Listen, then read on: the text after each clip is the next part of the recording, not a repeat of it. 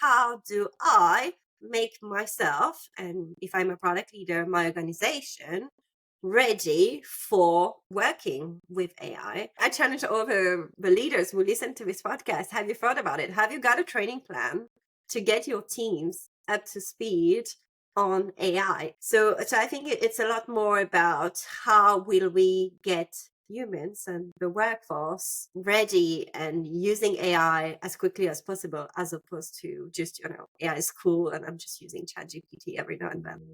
Welcome to the Product Agility Podcast, the missing link between agile and product.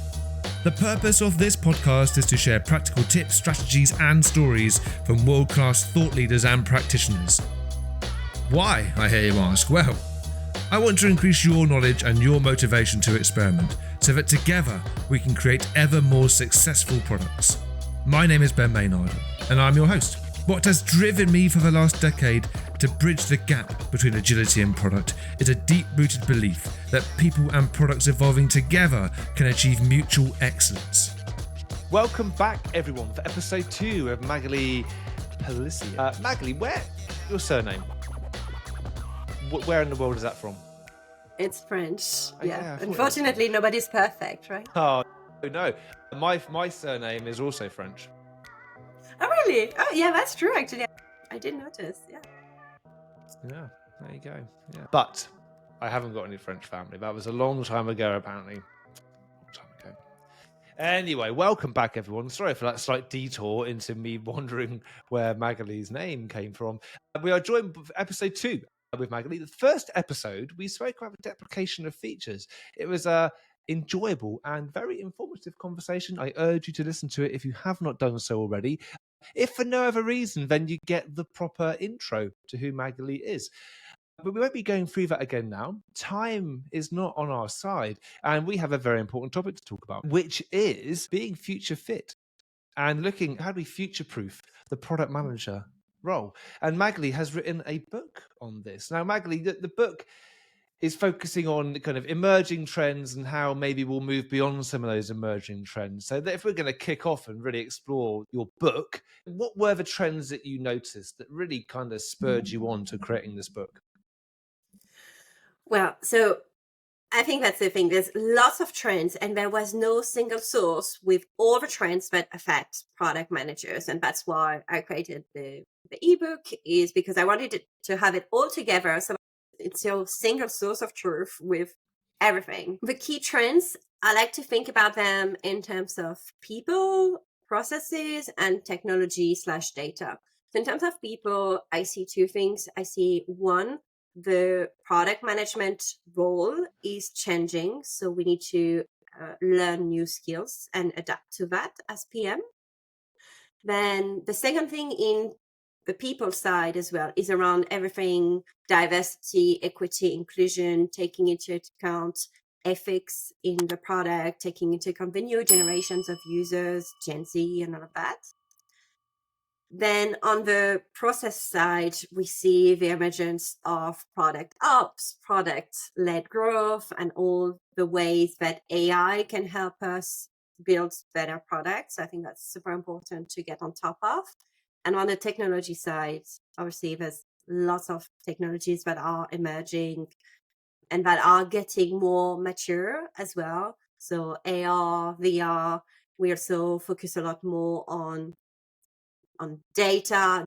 Data is becoming the product now. Companies are monetizing data. We target developers as well. How do we make developers more productive? So there's a whole new stream of technologies as well. So this is how I think of the trends and the key ones. Who is your book aimed at? It's really for curious people. You can be curious about product management because I think now every company is a tech company. So most likely you have heard of product management or you have heard of this product mindset. So even now, if you work in a company that is not proper, like you don't build a product, maybe you are tech enabled, you need to start thinking in terms of product. And then there's lots of talks about are product managers going to disappear? You know, did Airbnb remove product managers? Do we need product managers? What I think is you need people who think with a product mindset. It doesn't have to be a product manager, like the person with that job title, but people need to think in product terms, just like nowadays data literacy is expected. I think this kind of understanding of a product mindset is really important. So even if you're not a product manager, it's for you. And then at all levels, if you're a senior leader, you need to plan the future. You need to think about how you're going to transform your organization to adapt to the future with AI. How is it going to change your workforce? So I think that's a good resource to read. But if you are new to product management as well, if you're trying to get into the field, we know it's a very attractive job. So lots of people are trying to move to product management. They need to know which skills they need to be a right fit for the market as it is now, not the market as it was last year. Out of all those trends you mentioned, which one do you think gets the most focus, and which one do you think deserves much more focus? I think the one that gets the most focus is AI. When I looked at all the other technologies which I listed in the final chapter, you know, blockchain and AR, VR, and all of that, it used to be a thing people talked about, and now everybody's just talking about AI and generative AI. Is this the right thing to talk about? I think it is, but not for the technology per se, but more for the human aspect to it. How is this going to change the way we work? And what do we do about it?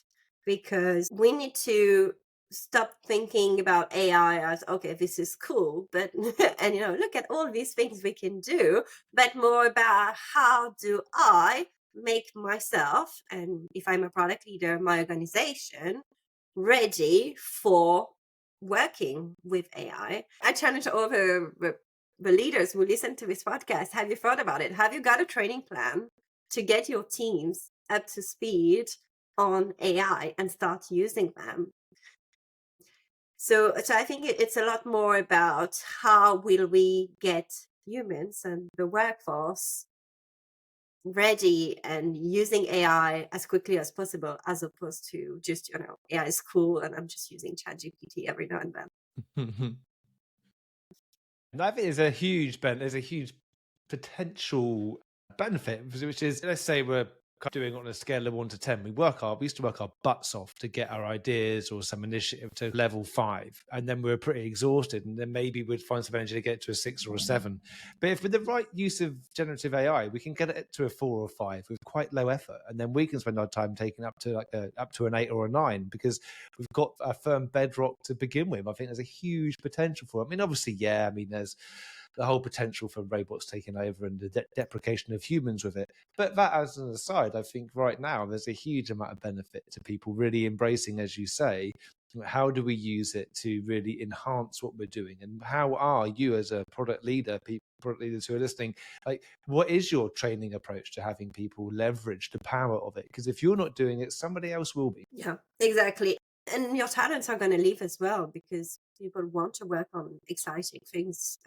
They want to have the right tools to do their work as well. So if they have to write everything manually and use like clunky interfaces and having no support for the work they do, they can't be productive. And it's not fun being it's fun being a product manager, but it's not fun when it's hard and you have to write long documents and all of that.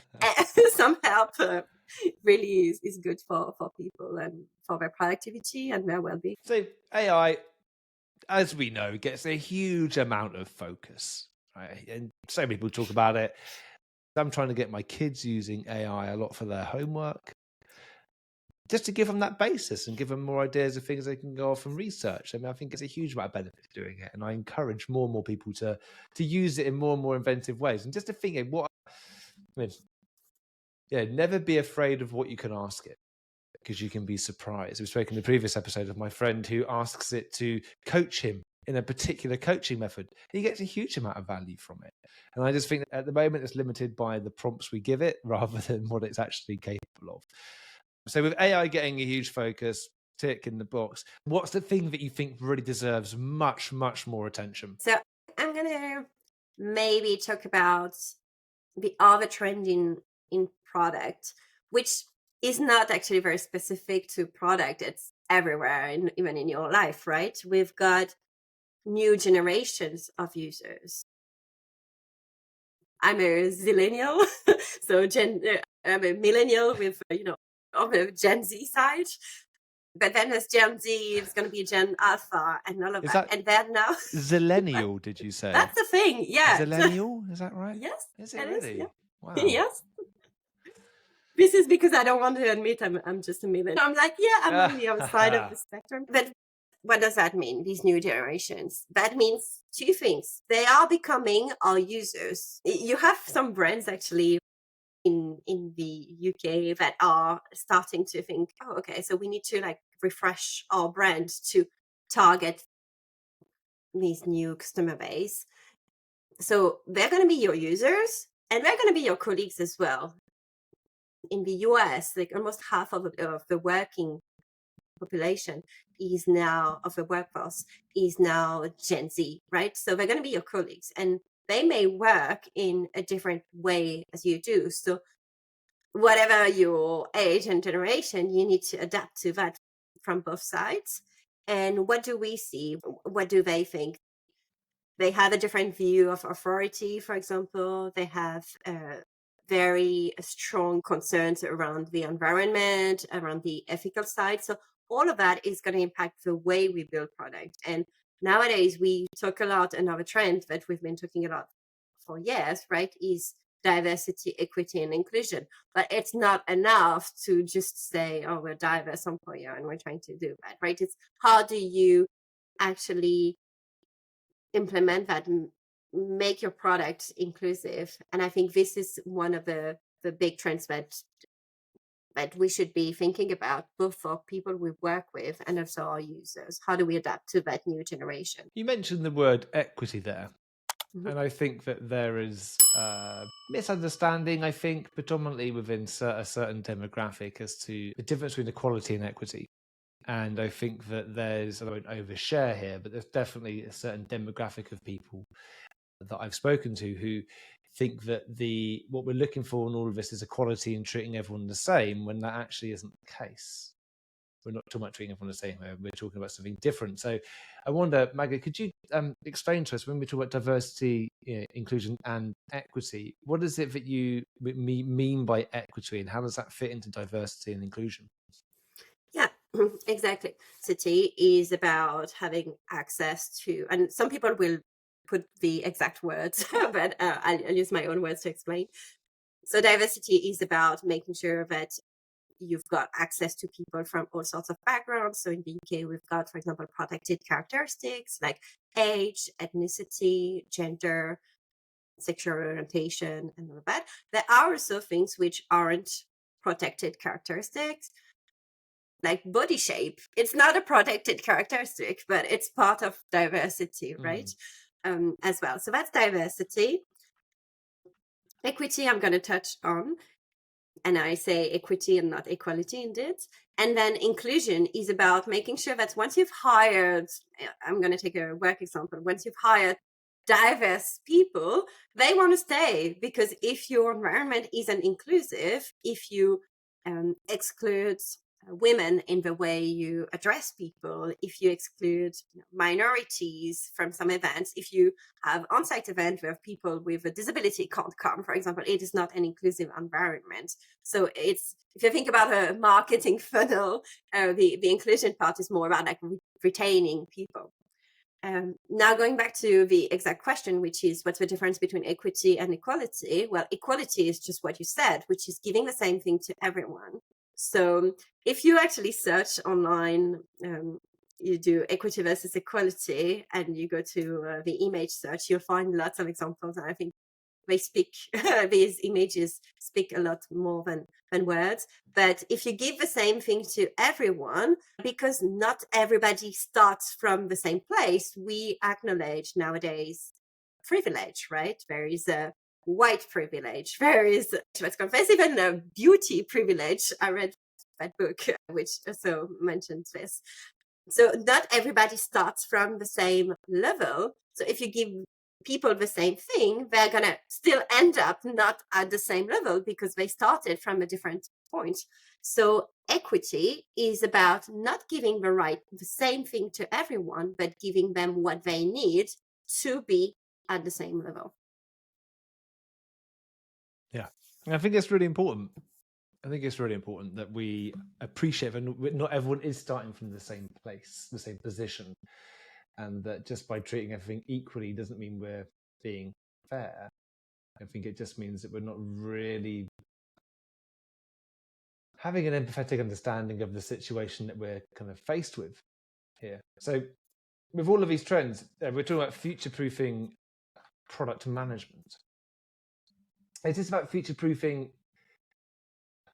the role? Is this about kind of future-proofing ourselves as individuals? If you looked at all this together, and I'm assuming people are listening and wondering about the different trends, what are we saying here? That people should be considering all of these in order for them to project themselves? Or is this for people that are kind of hiring product managers? Is what it should be looking for? Is it both? Explain to me the future-proofing idea a little bit more. Yeah, I think it's both.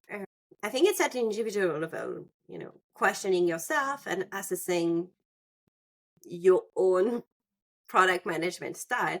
Based on some of the trends we've just discussed, am I leveraging AI on a daily basis to make my work easier and to be more productive? Am I doing this? Am I taking into account the fact the new generation may have different needs, and different expectations in my product? So when I do some user research, for example, do I make a point of having a diverse sample of people I talk to, both in terms of companies and use cases and all these things, but also in terms of maybe generation? So that's definitely an assessment you do at an individual level, but it also needs to happen at an organizational level, because as a product leader, then you set the direction for where the company is going. So if I think about some other trends which are more related to maybe processes, one is, okay, do I need to consider as a product leader setting up a product operations team? Do I need to start thinking in terms of a product-led sales motion? My product maybe is B2B. Do I need to consider now that to really take into account users and the fact that they expect B2B products to be more like B2C, i.e. to have a great user experience? Because we can still tell nowadays the difference between a B2B product and a B2C product. They don't look the same. The experience is not the same, right? But now the lines are being blurred. It needs to be intentional. So I'm going to have an initiative. I'm going to align my OKRs, for example, to make sure that we're going towards that direction. So there's definitely those things. And then in terms of thought leadership as well, we say, okay, what do we need? How will product management change in the future to adapt to that? Because the modern product management principles that we're using today, they're already a few years old. So how will all of this change the way we do product management in the future? When you were researching this, did you find that you had to challenge yourself to overcome any biases that you had? I think it's obviously a bias in the book. When I look at the table of content, there's a very big section on people, because I'm very interested in the human side and diversity, equity, inclusion, and the product management job changing, because I help people get into product management. So I review their CV, I coach them. So there is a bias already, I can tell when I look at the table of content. Whereas, for example, there may be some other aspects of product management which I'm less versed into. Is there some other bias that I had to? I think when you write a book like this, it's there's a combination of facts, and that's why I did a lot of research, but there's also a bit of opinion. So one of the things I mentioned more as a question is it going to be the end of user interfaces as we know them? So at the moment, we've got apps with buttons and all of this. Well, guess what? ChatGPT only has a chat functionality, and there's one button, and the UI is much simpler. Will we need in the future those traditional UIs that we've got now, or will everything be a chat-like experience? And I think when it comes to that, it's more about opinions, and I guess we'll see, because it's always things we don't know about the future, so it's always a prediction. But I have been challenged on some of the aspects, and I'm really happy for people to come to me. And actually, you are part of the ones who give me feedback, to really challenge what I wrote, because that's exactly what this ebook is about. Actually, it's about, okay, here are all the trends I've noticed. They're all here in a single place, but let's have a conversation. Some of the topics that we've mentioned, I think for some people, they would probably invoke a certain level of pushback, perhaps fear, perhaps thinking that some of the stuff around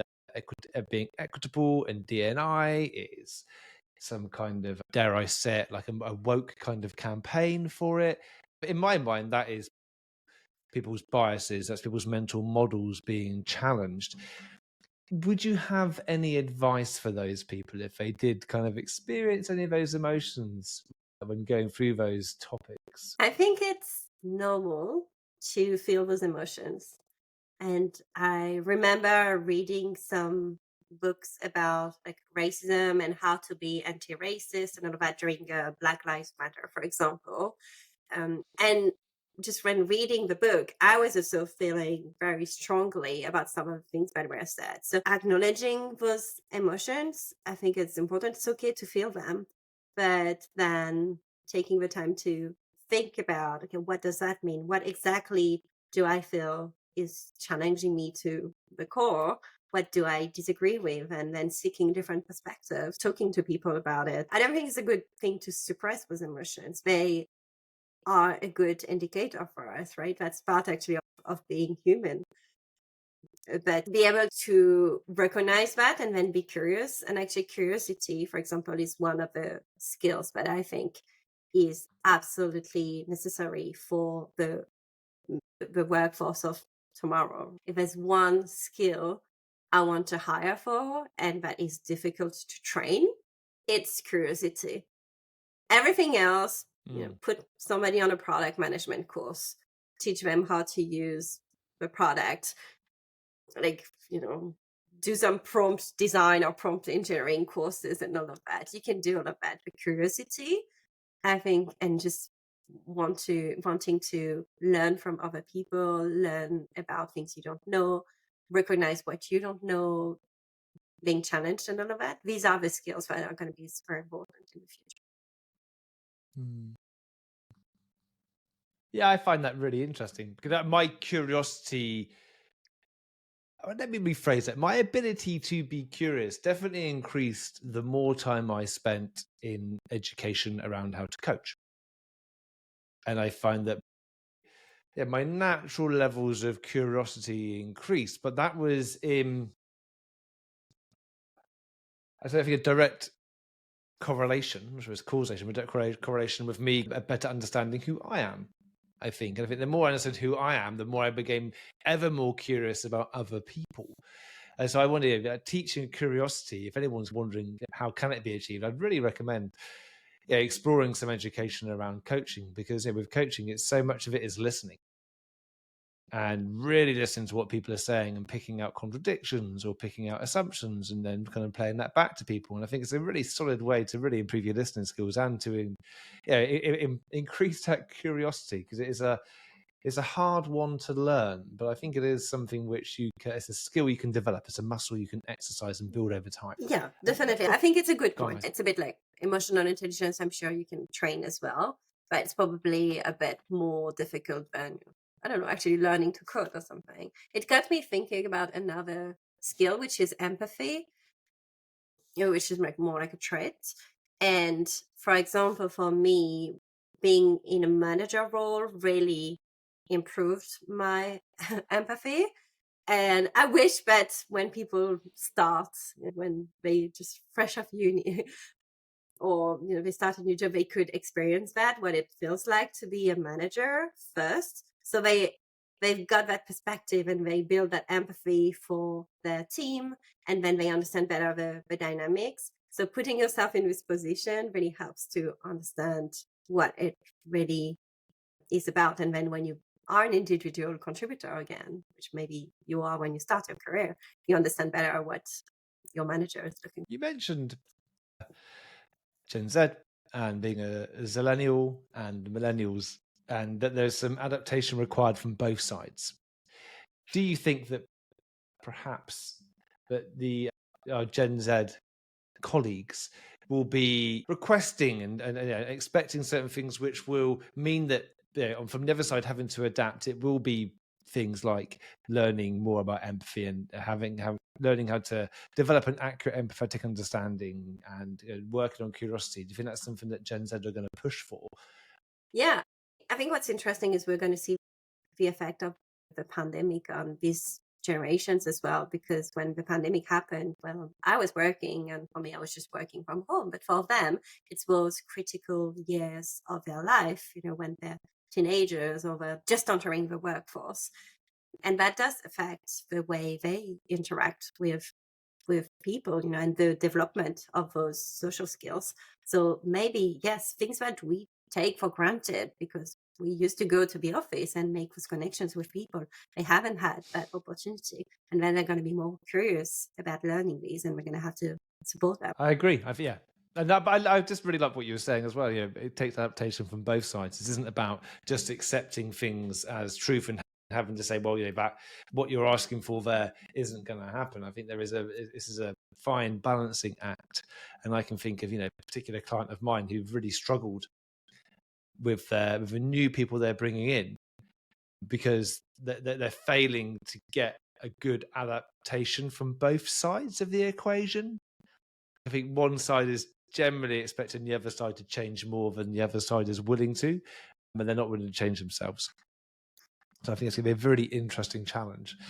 Talking about interesting, when you were researching the book, was there any particular piece of research that you came across that you found particularly interesting or enlightening? Yes, there is one about AI, but I'm not going to use that example. So just to make it short, there is a study that's been done on employees using AI versus employees not using it. And they've shown the productivity gains. And I just found that it was absolutely fascinating. And it really shows that at an individual level or at a company level, you really need to start thinking about how you're going to enable your workforce to start using those tools. But because we've talked a lot about AI, I'll let people read where I think about. One of the other things that I didn't have any numbers about it, but I knew that it was coming, is more about what are the biggest opportunities. Because there's lots of people who want to go into product management and asking me, okay, where should I start? Which companies should I focus on and all that? And with the rise in ethical and environmental concerns, there's a big growth of climate tech, and just going and seeing some numbers and how this is not something we think about, because I think we use B2B tools in our job, we use some application, but we don't necessarily think about climate tech. And I think that's an area which is growing a lot. I've seen lots of thought leaders on LinkedIn talking about this. There's now a development of courses around that topic. How do you manage products that are sustainable for the environment? How do you build products that help us fight against climate change and all of that? So I think that's an area that was very interesting to dig into. As opposed to our previous episode on the deprecation of features. Yes, you can do good things as well, like saving some data center cost and all of that. It's going to be good for your company and also for the environment. Yeah, no, I love that. I mean, climate tech isn't something that I have to admit I haven't looked into that deeply, but I will do that over the next couple of weeks because I'd be fascinated. Because I know it is a conversation that I've been having for years with people around how much the carbon footprint of their products, or how they're querying things, how they're bringing data back, and how much of stuff is just happening because it's happening and not because it has to happen. And I think it's a really important topic, and something which I believe we're going to be having somebody come and join us in the next few months, actually, to do a few episodes on sustainability and how do we make sure that we're having, if not a positive impact, as small a negative impact as possible on our environment. So, Magali, our time is coming to an end. So I just want to thank you again for coming along, sharing these emerging trends, helping people understand how they can future-proof themselves if they're in product management or looking to get into product management, but also for organizations, how they can future-proof the role too. Is there any particular thing or takeaway that you want to give to people before we wrap up? Yeah, I would say one of them is around transformation. We've been talking about digital transformation for years, right? And one of the examples, because your podcast has got Agile in the name, Agile has been the manifesto was more than 20 years ago now. So we've been talking about those things for a long time. And the key takeaway is it actually never stops. Even it's been around, some companies, are still a bit behind, they're not to that level of being able to correct course when they learn some new information. Companies aren't fully digital with their customers, also in the way they work internally. So digital transformation is always a thing that just keeps on moving forward, and adapting to AI, for example, is a part of digital transformation, but that should happen now. So wherever you are in your journey, it's not gonna stop. You can't say, oh, we're done with our digital transformation, but that's it, we're future proof. No, you always have to keep pushing forward. And it's okay if you and your company aren't at that level of maturity yet, and you feel like you're a bit behind. There's lots of reasons why. But now is the time. I think this year, 2024, is going to be critical. You need to get on top of those trends. Otherwise, you're going to be left behind with your customers and your product, but also internally when you're looking to recruit talents. I think now is a good time, especially at the beginning of the year, to start thinking about how do we make our business future-proof? How do we make our talents future-proof and ready for the future of work? It's not too late, but it has to happen now. If you're not moving forward, then you're going backwards, is what I always think. Magali, thank you so much for that. Brilliant tips, fantastic advice. Thank you very much for spending this time with me. We've had 2 episodes. First episode of a deprecation of features, and this episode on future-proofing the role of PM and your brilliant ebook. When will that ebook be available to the general public? Yes, so it is actually already available, so you can download it on my website. And for the month of January, I'm taking some parts of it and I'm posting on a daily basis on LinkedIn with the key takeaways to get people to think. And you can just download it. It's free. And if you got some feedback or if you got some challenges, I would love to hear. It's a great thing you're doing there, Magali, offering it for free. It's a superb service to our community. So thank you very much for that. Everybody, thank you very much for listening. We'll be back again next week. So be sure to follow us on your podcast platform of choice, and we look forward to working back next week with another guest. Thank you for listening, and Magali, thank you very much for coming on for these 2 episodes. Thank you for having me.